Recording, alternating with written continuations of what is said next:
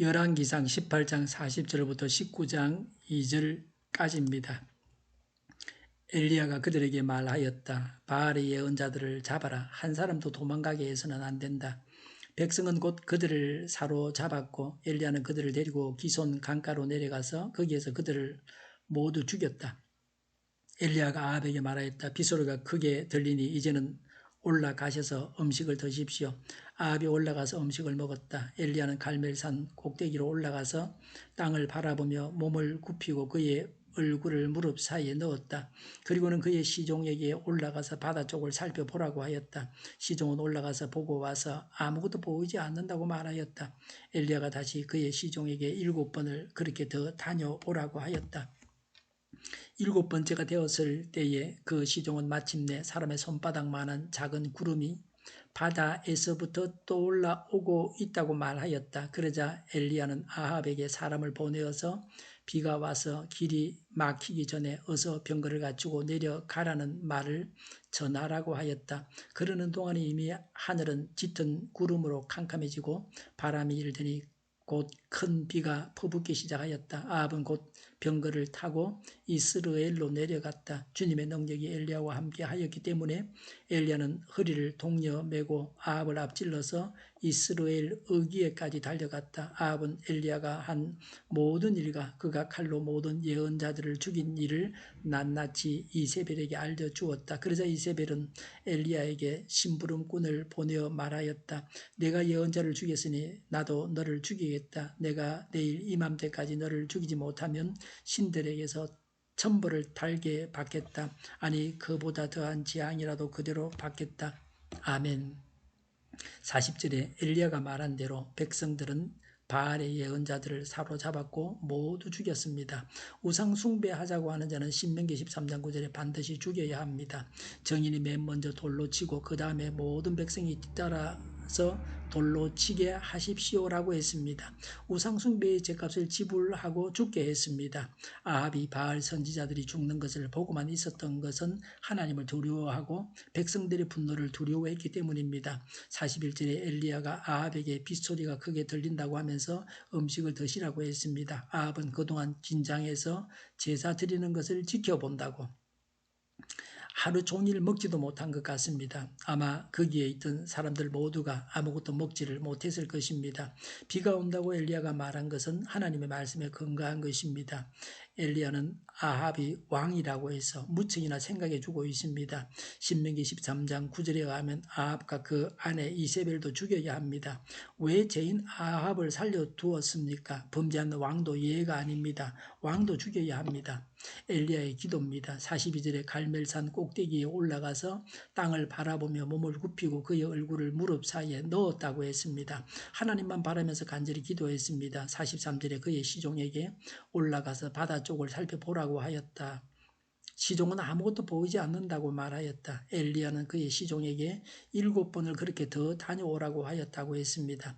보이지 않아도 믿음을 가지고 하나님의 응답을 기다렸습니다. 엘리야의 시종은 순종하는 사람이었습니다. 이런 사람이 필요합니다. 44절에 7번째에 손바닥만한 작은 구름을 보았습니다.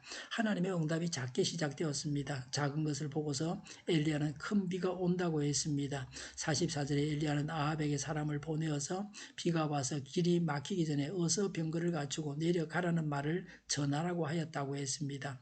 팔레스틴에서는 지중해 쪽에서 구름이 나타나면 비가 올 것이라고 했습니다.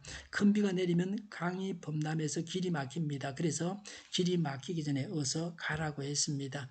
엘리야는 비가 오기 전에 예보했습니다. 일기예보의 원조는 엘리야입니다. 오기 전에 미리 말해줘서 준비하게 했습니다. 엘리야는 비가 오기 전에 믿음으로 비가 올 것을 확신해서 말했습니다. 모든 이스라엘 사람들이 비를 애타게 기다리고 있었습니다. 그런 중에도 비가 와서 길이 막히는 어려움이 발생합니다. 좋은 일에도 나쁜 일이 있기 마련입니다.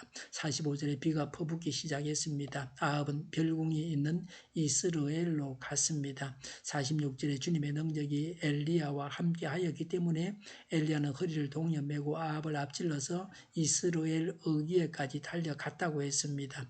무서울 것이 없었던 엘리야였습니다. 엘리야가 아합 앞에서 달림으로 하나님께서 자신을 통해 위대한 일을 하신 것을 상기시키고 왕으로 하여금 종교개혁을 하라는 의도를 나타내고 있습니다.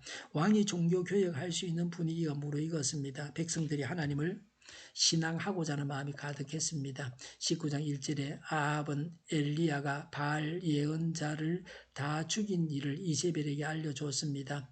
연약한 왕, 강한 왕후, 섭정 왕후였습니다. 실끄는 왕후가 지고 있었습니다. 나약한 가장, 나약한 군주를 봅니다. 왕 같지 않은 왕입니다. 왕 같은 왕후입니다. 실권자인 왕후에게 허약한 왕이 보고하는 모습입니다. 2절에 이세벨은 사람을 엘리야에게 보내서 24시간 내로 너를 죽이겠다고 위협했습니다. 시간을 정했기 때문에 확실한 살해 위협이었습니다. 그냥 해보는 소리가 아닙니다. 세상 권력자의 위협이었습니다. 아합에게 허락을 받은 것도 아니고 이세벨이 결정해서 말했습니다. 왕은 이세벨이 한 말에 대해서 토를 달지를 못했습니다. 이세벨은 하나님을 향해서는 완전히 닫힌 악녀였습니다. 하나님의 기적을 보고서도 미동하지 않고 우상 숭배하는 일에 전념했습니다. 하나님의 선지자를 죽이겠다고 위협했습니다. 이세벨은 아합과는 종자가 다른 사람이었습니다. 이세벨은 어릴 때부터 우상 숭배하는 이방 여인이었기 때문에 이러했습니다. 룻이나 라합은 이방인이라도 이세벨과는 전혀 달랐습니다.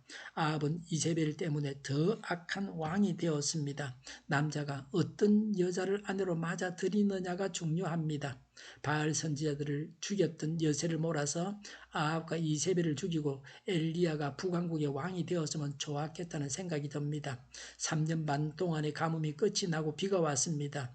이것이 하나님께서 하신 일인데 그런데 비가 온 것은 하나님의 뜻이요 엘리야의 기도의 응답이었습니다. 또 비가 온 것은 하나님의 뜻대로 참신이 누구신지를 온 백성들 앞에 드러낸 것입니다. 하나님을 전해서 모든 사람이 하나님을 믿게 해야 합니다. 기도해서 하나님께서 기적을 행하시게 해야 합니다. 내일 하나님께서 엘리야의 우울증을 어떻게 다루시는지를 보게 됩니다. 우리가 우울증을 어떻게 해결해야 하는가를 분명하게 알게 해주는 말씀입니다. 기도하겠습니다. 하나님을 전하고 모든 사람이 하나님을 믿게 하여 주시옵소서. 기도하고 하나님의 기적을 보게 하여 주시옵소서. 오늘보다 내일이 더 낫게 하여 주시옵소서. 교회가 분열되지 않고 하나가 되게 하여 주시옵소서. 모든 언론이 제 역할을 다하게 하여 주시옵소서. 정의가 강물처럼 흘러가게 하여 주시옵소서. 코로나19가 물러가게 하시며 백신과 치료제가 나오게 하시며 갇힌 생활이 끝나게 하시며 우리 동일교회가 만군운집하게 하여 주시옵소서.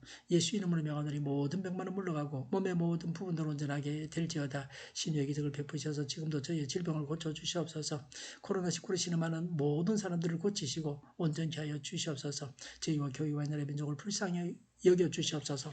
하나님께서 기뻐하시는 저희 나라가 되게 하여 주시옵소서. 오늘도 하나님 안에서 차고 넘치는 삶, 복된 삶을 살게 하여 주시옵소서.